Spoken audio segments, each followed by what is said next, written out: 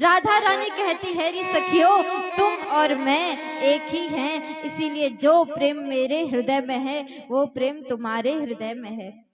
कृष्ण से मिलने के लिए जिस प्रकार मैं तरसती हूँ उसी प्रकार आप सब भी तरसती हैं। सबने कहा, हे किशोरी जी, आप साक्षात शुद्ध प्रेम की स्वरूपिणी, प्रेम की अधिष्ठात्री देवी हैं।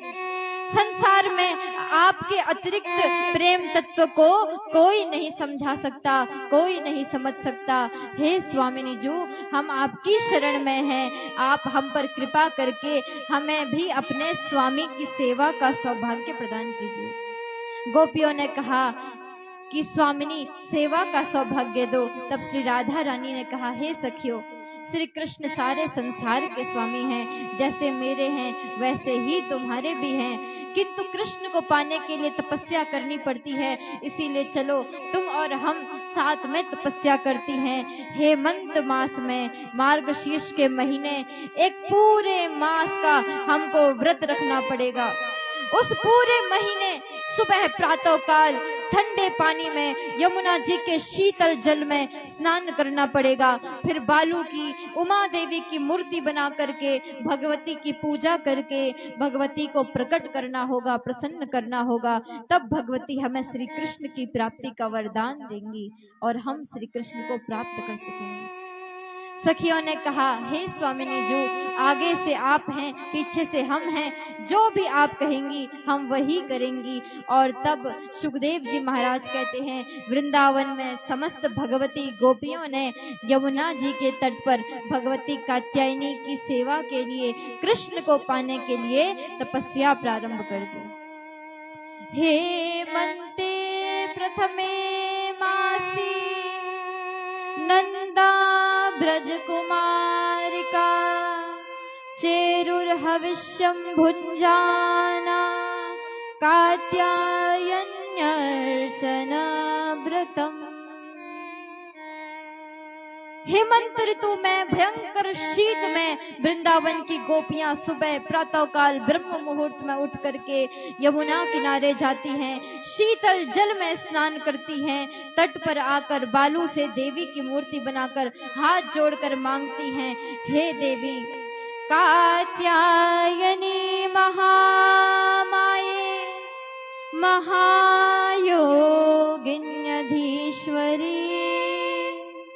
नंद गोप सुतम देवी पति में कुरुते नमः।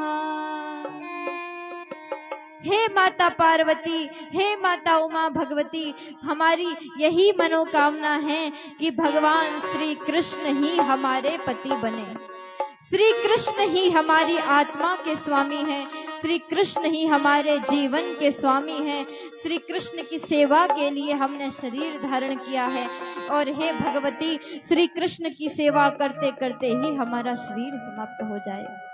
श्री कृष्ण के अतिरिक्त न हमें स्वर्ग चाहिए, श्री कृष्ण के अतिरिक्त न हमें नरक चाहिए, श्री कृष्ण के अतिरिक्त न हमें कोई सुख चाहिए, श्री कृष्ण के अतिरिक्त न हमें कोई शांति चाहिए। हमें केवल जीवन में श्री कृष्ण चाहिए और कृष्ण के साथ हम भगवती श्री राधा रानी को देखना चाहते हैं। सभी सखियां यही चाहती हैं, एक आंख से कृष्ण को देखें, दूसरे नेत्र से भगवती श्री राधा रानी को देखें और दोनों नेत्रों से भगवती श्री राधा रानी के साथ उनके श्याम सुंदर को विहार करते हुए, हाथों में हाथ धरकर वृंदावन की वीथियों में विचरण करते हुए देखें। भगवती श्री राधा रानी की सभी सखियां अपने प्राणों को भगवती श्री राधा रानी के चरण कमलों में धरती हैं। सब सखियां कहती हैं, स्वामिनी तुम्हारे चरणों पर अगर फूल भी चुभ जाता है तो हमारे नेत्रों से आंसू निकलते हैं, तुम्हारे चरणों पर अगर फूल भी चुभ जाता है तो हमारे नेत्रों से आंसू निकलते हैं। और जब हम देखते हैं कि श्री कृष्ण तुम्हारे साथ नहीं है तब तो हमारे प्राण निकलने लगते हैं। हम कहते हैं हमारा जीवन कितना निरर्थक है, कितना व्यर्थ है कि भगवती श्री राधा रानी के बिना कृष्ण को देखा रहा। श्री राधा रानी ने सखियों को हृदय से लगाया, हम साथ में तपस्या करेंगी, कृष्ण को पाएंगी। और एक समय आया, 1 मास व्यतीत हो गया। गोपियां भगवती की सेवा करती रहीं, पर भगवती प्रकट नहीं हुई। माता भगवती ने भगवान श्री कृष्ण के पास जाकर कह दिया, हे गोविंद, सखियां सभी साथ में हमसे यही वरदान मांगती हैं कि हम आपको उन्हें दे दें, कि हम कृष्ण की पत्नी बना दें उन्हें, लेकिन आपको कोई कैसे किसी को देख सकता है? मेरी इतनी सामर्थ्य कहाँ है कि मैं किसी को आपको सौंप दूं। भगवती ने कहा, आप मेरे प्रण की रक्षा कीजिए। तब सब की बात सुनकर श्री कृष्ण ने कहा, हे भगवती उमा देवी, चिंता मत करो, हम स्वयं गोपियों को दर्शन देने जाएंगे। और एक दिन सुबह सुबह भगवान 6 बरस के कन्हैया मैया का हाथ छुड़ा करके भाग गए नंदगांव से। सखाओं के साथ साथ बांसुरी पकड़ी हाथ में और चल पड़े उसी घनघोर वन में जहां गोपियां तपस्या कर रही थी। भगवान ने गोपिकाओं को देखा। गोपिकाओं ने 1 मास से कुछ नहीं खाया, शरीर काला पड़ गया है, शरीर में शक्ति समाप्त होने लगी है, बाल केश ऐसे हो गए जैसे शीश पर जटाएं सजी हुई हों। और भगवान को गोपियों की दशा देखकर, गोपियों की तपस्या देखकर भगवान के नेत्रों से आंसू बहने लगे। मेरे भक्त मेरे लिए कितना त्याग करते हैं, यदि मैं अपने जीवन को समर्पित करके इन प्रेमियों के लिए सब कुछ सौंप दूं, तब भी अपने प्रेमियों के ऋण से मुक्त नहीं हो सकता। और भगवान ने अपने सखाओं से कहा, रे सखाओ, तुम मेरी गैयों की रक्षा करो, मैं अभी कुछ क्षण में आता हूँ। और भगवान एक सुंदर से तमाल के वृक्ष के नीचे खड़े हो गए। भगवान ने देखा सभी गोपियां इतने अधिक ध्यान में लीन हैं कि सभी गोपियां स्नान करने के लिए गई, भगवान के ध्यान में इतना डूब गई कि सुध नहीं है शरीर पर वस्त्र है या नहीं है। सब गोपियां समा गई जमुना जी के शीतल जल में, और उस जल में जिस जल की एक बूंद पड़ने से व्यक्ति के हाथ शून्य हो जाते हैं, शून्य हो जाते हैं, गोपियां उस जल में आकंठ डूबी हुई हाथ जोड़कर श्री कृष्ण गोविंद और भगवती उमा देवी का नाम जप रही हैं। हे उमा, हे भगवती, हे दुर्गे, हे शिवानी, हे भवानी, हे सरस्वती, हे महालक्ष्मी, हे कल्याणी, यदि हमें देना ही है तो सुख मत दो, यदि देना ही है तो दुख मत दो, यदि देना ही है तो श्री कृष्ण दर्शन का सुख दो। केवल वो हमें देख लें, हम उन्हें देख लें, इसके अतिरिक्त हम गोपियों को कुछ नहीं चाहिए। और अगर वो हमें ना देखें तब भी वो हमारी राधा को देख लें। हमारी राधा और माधव बड़े लंबे समय से, दीर्घ काल से एक दूसरे से इतने पृथक हैं, इतने दूर हैं, हमारी श्वासें थम जाती हैं। श्री राधा रानी के विरह को देखकर इस भगवती राधा रानी के विरह को दूर कर दो। भगवती आज हमारी तपस्या सफल कर दो, श्री कृष्ण हमारे सामने आ जाएं, कुछ ऐसा कर दो। भगवती माँ गोपियों की वेदना सुन करके और नेत्र बंद करके भाव में डूब गई, और दिव्य दृष्टि से माँ उमा देवी देख रही हैं वृंदावन में क्या लीला चल रही है।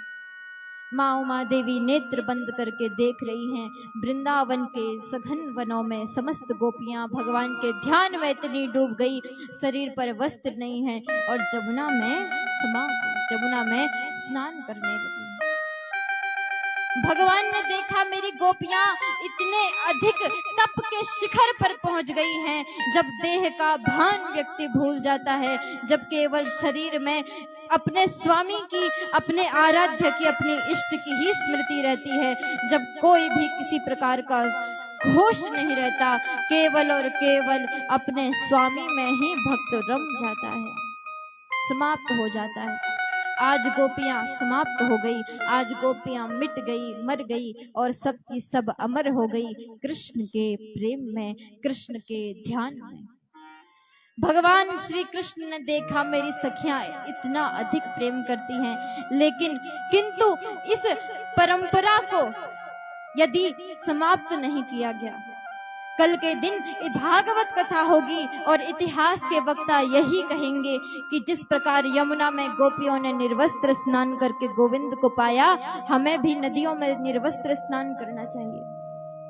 और नदी तट की अपनी महिमा होती है। जैसे आज हम नदी तट पर गए स्नान के लिए, नदी के तट पर व्यक्ति कभी भी निर्वस्त्र नहीं होना चाहिए। नदी के तट पर सारे संसार के शुभ तत्व निवास करते हैं, सभी ऋषि मुनि वास करते हैं।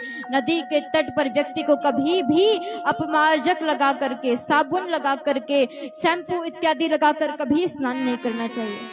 नदी के तट में स्नान करते व्यक्ति को केवल डुबकी लगानी चाहिए और मिट्टी से ही शरीर को साफ कर लेना चाहिए। कभी भी नदी में झाग का प्रयोग नहीं होना चाहिए, साबुन नहीं जाना चाहिए। नदी में कभी भी जब पूजन के लिए जाएं तो कुछ सामग्री वहां पर शेष नहीं रहनी चाहिए। और नदी किनारे कभी भी नशा नहीं करना चाहिए, महापाप है, महापाप। सारे पाप नदी के किनारे जाकर समाप्त हो जाते हैं, पश्चाताप हो जाता है, लेकिन नदी तट पर किए गए पाप का दोष समन कभी नहीं होता, कभी नहीं होता। और भगवती राधा रानी और सखियां प्रेम में इतनी भाव विभोर हो गई, जमुना में स्नान कर रही हैं, वस्त्रों की सुध नहीं है, वस्त्र पड़े हैं, पड़े ही रह गए। भगवती श्री राधा रानी के साथ सखियां स्नान करती रह गई। ठाकुर जी ने निश्चित किया कि कुछ ऐसा किया जाए जिससे कि गोपियां कभी भूले नहीं और इतिहास भी स्मरण रखे कि व्यक्ति को सदैव मर्यादा का ध्यान रखना चाहिए। भगवान ने वस्त्र उठाए और पेड़ के ऊपर रख दिए। दूर खड़े हो गए भगवान और नेत्र बंद कर भगवती श्री राधा रानी का ध्यान करने लगे। भगवती श्री राधा रानी ने सखियों की ओर देखा, तट पर देखा। अरे सखियों, हमारे वस्त्र कहाँ गए? हमारे कपड़े, हमारे वस्त्र कौन चुरा कर ले गया? कौन उठा कर ले गया? सभी सखियां इधर उधर देखने लगी तो तभी एक सखी ने देख लिया कि सुंदर से तमाल वृक्ष पर सुंदर से छोटे से बाल कृष्ण के चरण लटक रहे हैं। सब सखियां समझ गई ये सुंदर सा चरण हमारे यशोदा नंदन श्री कृष्ण का है। और सब सखियां कहने लगी, हे श्याम सुंदर, हे मुरलीधर, हे गोपाल, हे नंद नंदन, आप तो साक्षात धर्म की मूर्ति हैं, धर्म की स्थापना करने वाले हैं। हमारे वस्त्र लेकर ऊपर क्यों चढ़ गए? हमारे वस्त्र हमें लौटा दो। आप यदि वस्त्र नहीं लौटाएंगे तो हम नंद बाबा को बता देंगे आप हमारे वस्त्र लेकर पेड़ पर चढ़ गए। ठाकुर जी ने कहा, सखियों अच्छा, वस्त्र हमने चुराए। चुराना किसे कहते हैं? आपकी इच्छा के विपरीत यदि आपकी कोई वस्तु ले करके आपसे दूर कर दे और आपको दे नहीं, उसे चोरी कहते हैं। और तुम कह रही हो हमने वस्त्र चुराए। हमने कहाँ चोरी की? तुम्हारे वस्त्र तट पर थे, हमने पेड़ पर रख लिए, वृक्ष पर, तो वृक्ष पर रखने को चोरी कहते हैं। सखियों ने कहा, आप बड़े विद्वान हैं, आपसे कोई तर्क नहीं कर सकता। हमें बहुत ठंड लग रही है, शीत लग रही है। अरे हम पर नहीं, पर कोमलांगी किशोरी जी पर तो दया करो। किशोरी जी को बड़ी ठंड लग रही है, हमारे वस्त्र दे दो। भगवान ने कहा, वस्त्र दे देंगे, किंतु हाथ जोड़ करके पहले जमुना जी से क्षमा मांगो।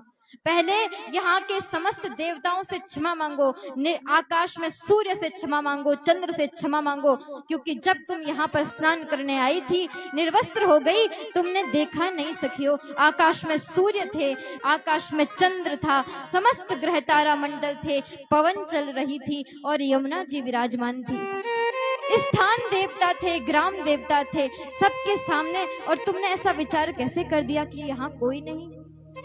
सखियों ने कहा, हे श्याम सुंदर, आप तो हमारे हृदय को जानते हैं। हमें आपके अतिरिक्त किसी की न याद रहती है, न किसी का भान रहता है। हम तो कण कण में आपको ही ढूंढती हैं, आपको ही देखती हैं, आपको ही खोजती हैं।